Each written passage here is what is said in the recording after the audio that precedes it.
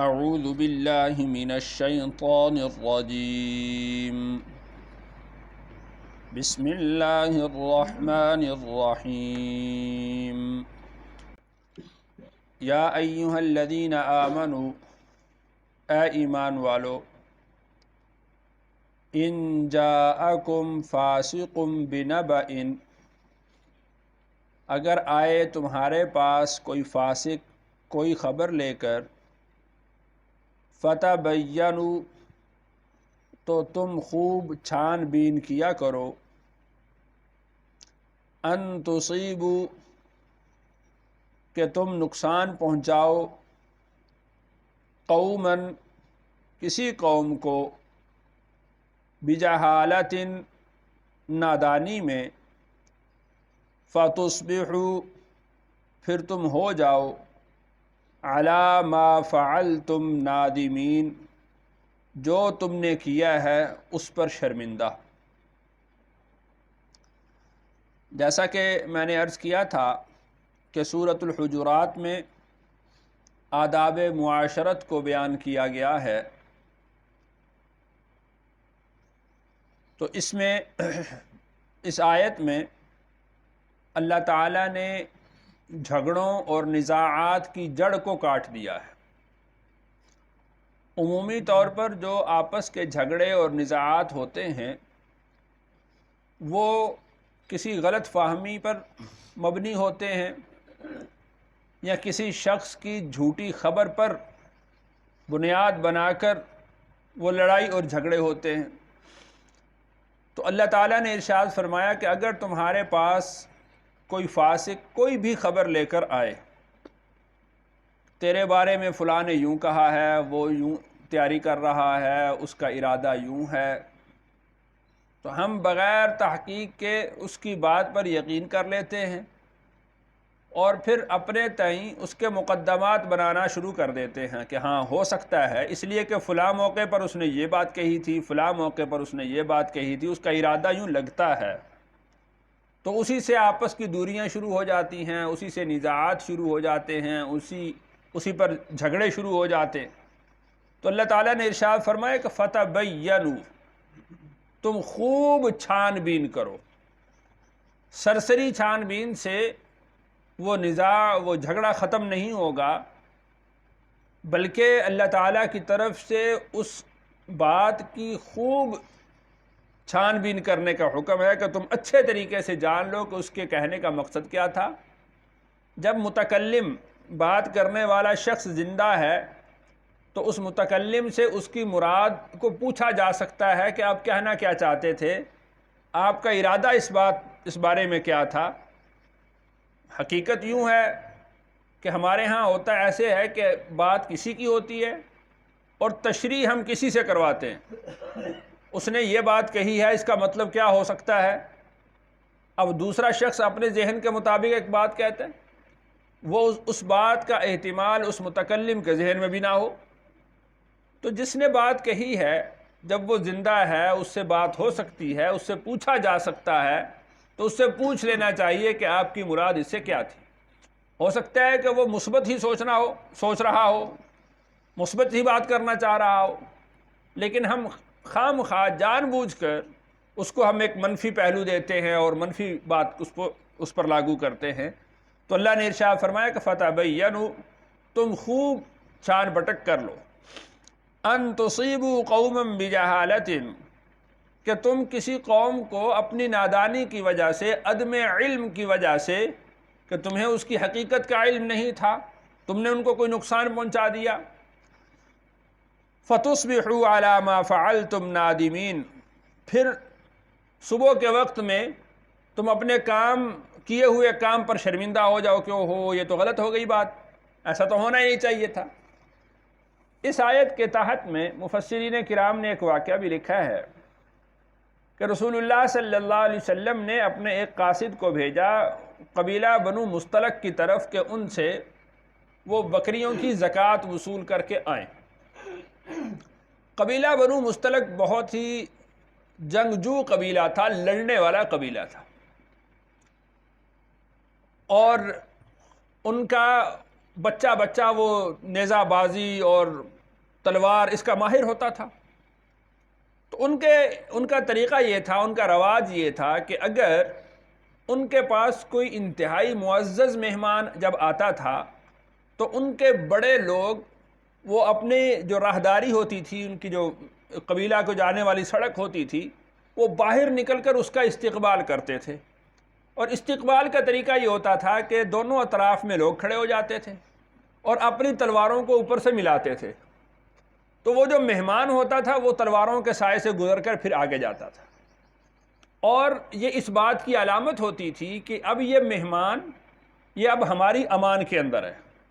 کسی کو لڑنا ہے، کسی کو جھگڑنا ہے، وہ ہم سے لڑے، ہم سے جھگڑے. یہ جو مہمان ہمارے پاس آیا ہے، جب تک ہماری تلواریں نہیں ٹوٹ جائیں گی اس مہمان کو کوئی نقصان نہیں پہنچے گا. رسول اللہ صلی اللہ علیہ وسلم کے جب قاصد کے جانے کی اطلاع ہوئی تو آپ علیہ الصلوۃ والسلام سے معزز شخص ان کے نزدیک کوئی نہیں، اور آپ کے قاصد سے بڑھ کر ان کے پاس کوئی مہمان نہیں گیا. تو وہ سارے لوگ جو تلواریں لے کر وہ اپنی راہداری پر آ گئے اور اسی طریقے سے ان کا استقبال کرنے کے لیے وہ باہر آ گیا. ادھر سے جو قاصد آپ علیہ الصلوۃ والسلام کے جا رہے تھے تو راستے میں ان کو ایک شخص ملا. پوچھا کہاں جا رہے ہو؟ کہا بنو مستلق میں جا رہا ہوں اس طرح سے ان سے زکوٰۃ وصول کرنے. کہا ادھر نہ جانا، وہ تو سارے تلواریں لے کے دروازے پر آئے ہوئے ہیں. اب ان کو ان کی روایت کا علم نہیں تھا کہ ان کی کیا بات ہے، تو وہ وہاں سے واپس ہو گئے اور جا کر رسول اللہ صلی اللہ علیہ وسلم کو اطلاع کی کہ یا رسول اللہ صلی اللہ علیہ وسلم، میں اس طرح جا رہا تھا، مجھے وہاں سے ایک آدمی نے یہ خبر دی کہ وہ تو سارے تلواریں لے کر باہر آ گئے، تو میں واپس آ گیا ہوں. آپ علیہ الصلوۃ والسلام نے ان کے خلاف ایک پورا لشکر تیار کیا کہ جو شخص زکوٰۃ کا منکر ہے تو اس کے خلاف جہاد ہوگا، اور انہوں نے قاصد کے شہید کرنے، قتل کرنے کا ارادہ کیا ہے تو اس کی ان کو سزا دینی چاہیے.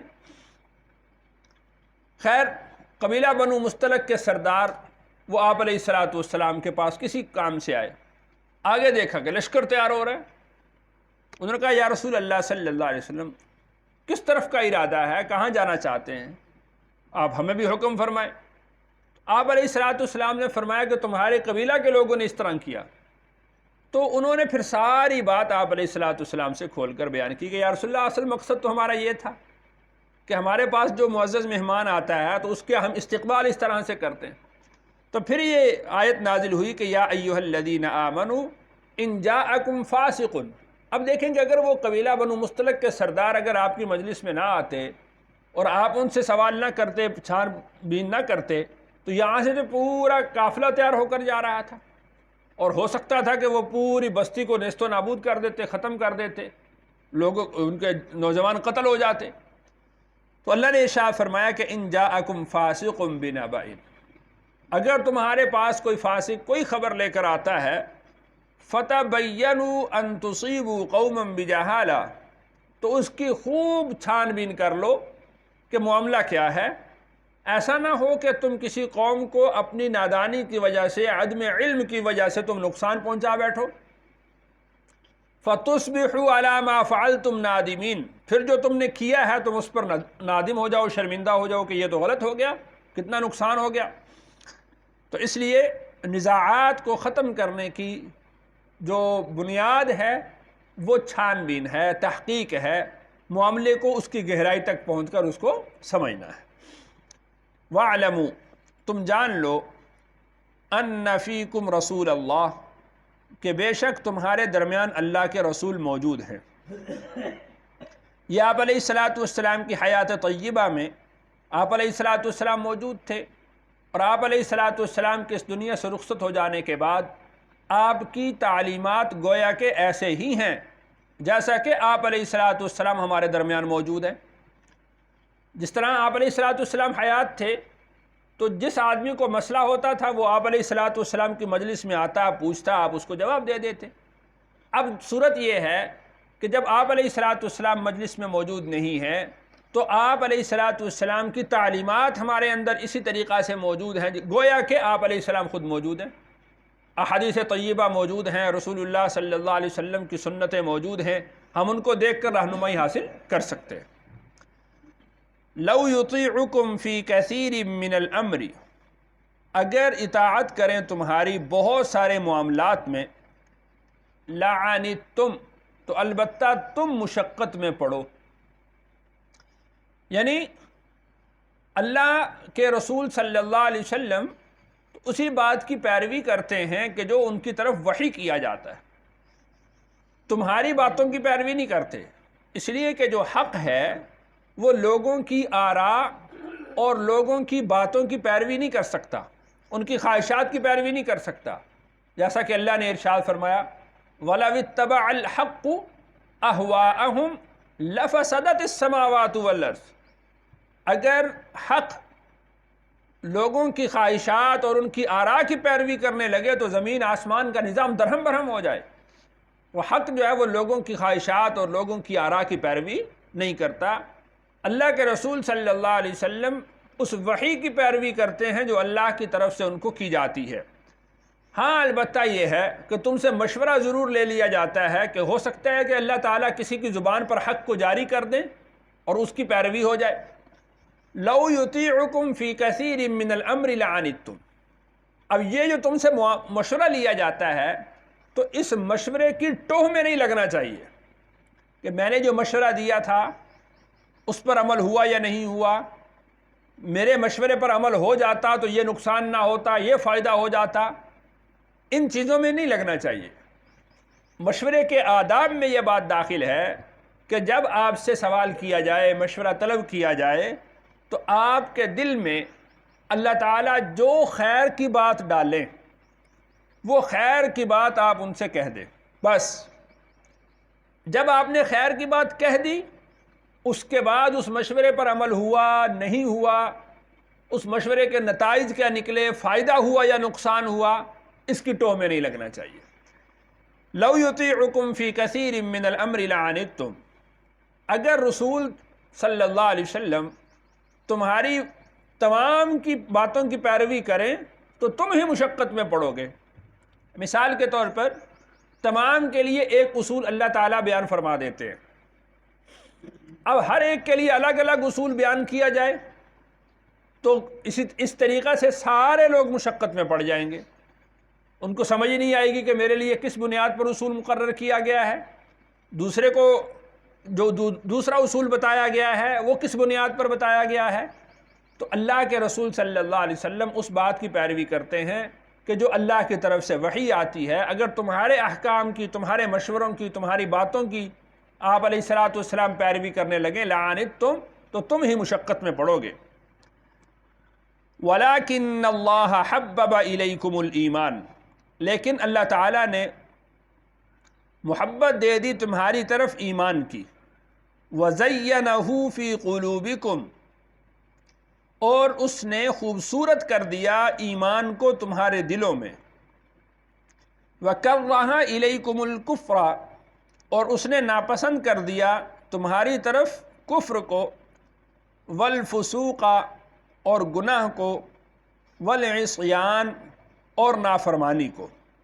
اولئک هم الراشدون، یہی وہ لوگ ہیں جو ہدایت یافتہ ہیں. یہاں پر اللہ تعالیٰ نے اس جماعت کے اوصاف بیان کیے ہیں کہ جس جماعت کے اندر رسول اللہ صلی اللہ علیہ وسلم موجود ہے، کہ وہ اگر ان سے بات پوچھ لی جائے تو وہ ضرور بتاتے ہیں، اور اگر ان سے بات نہ پوچھی جائے تو وہ ان کا دل اس طرح سے صاف ہے کہ ان کے دلوں کے اندر اللہ اور اس کے رسول کی محبت ہے. ایمان ان کے دلوں کے اندر اللہ نے بھر دیا ہے.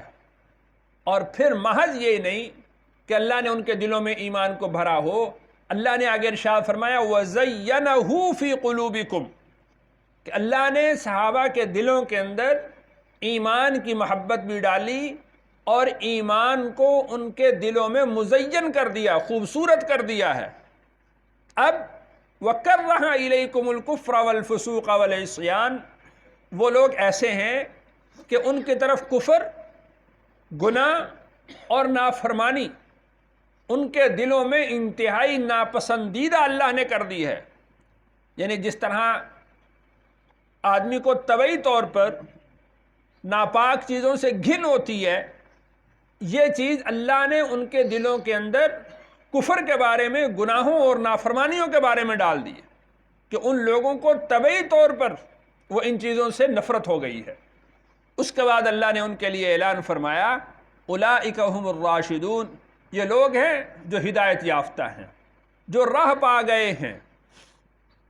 فضلا من اللہ ونعمہ، یہ فضل ہے اللہ کی طرف سے اور نعمت ہے، یعنی اللہ نے ان کے دلوں کا امتحان لیا، ان کے دلوں کو پاک کیا، ان کے دلوں کے اندر ایمان کی محبت کو ڈالا، ایمان کو مزین کیا، اور ایمان کے منافی جتنے امور تھے ان تمام امور کو ان کے دلوں سے نکال دیا۔ یہ سارا کا سارا معاملہ جو ہوا یہ فضلا من اللہ ونعمہ، یہ اللہ کے فضل سے ہوا اور اللہ کی نعمت سے ہوا۔ واللہ علیم حکیم، اور اللہ تعالیٰ جاننے والے ہیں اور حکمت والے ہیں۔ وہ جو دلوں کے اندر ایمان کو ڈالا گیا ہے، دلوں کے اندر ایمان کو مزین کیا گیا ہے، اس کے اللہ نے مختلف درجات رکھ دیے ہیں۔ کس کے لیے کون سا درجہ بہتر ہے، اللہ تعالیٰ نے اس کے دل کے اندر ویسا ہی درجہ رکھا ہے۔ جس آدمی کے دل کی کیفیت اور صلاحیت بڑے ایمان کی تھی تو اللہ نے اس کے دل کے اندر اسی کیفیت کو رکھ دیا ہے، اور جس کے دل کے اندر وہ کیفیت نہیں تھی جو اس کے مناسب تھا، اللہ نے اس کے مناسب اس کے دل کے اندر ایمان کی کیفیت کو رکھ دیا۔ واللہ علیم حکیم، اللہ تعالیٰ جاننے والے ہیں کہ کس کی کیفیت کیا ہے، کس کا درجہ کیا ہے، کس کا رتبہ کیا ہے، اور حکیم ہیں، حکمت والے ہیں۔ اللہ تعالیٰ جانتے ہیں کہ اس کو کتنی کیفیت دی جائے گی تو اس کے لیے مناسب ہوگا۔ اللہ تعالیٰ سے دعا ہے اللہ تعالیٰ مجھے اور آپ کو ایمان کی محبت نصیب فرمائے۔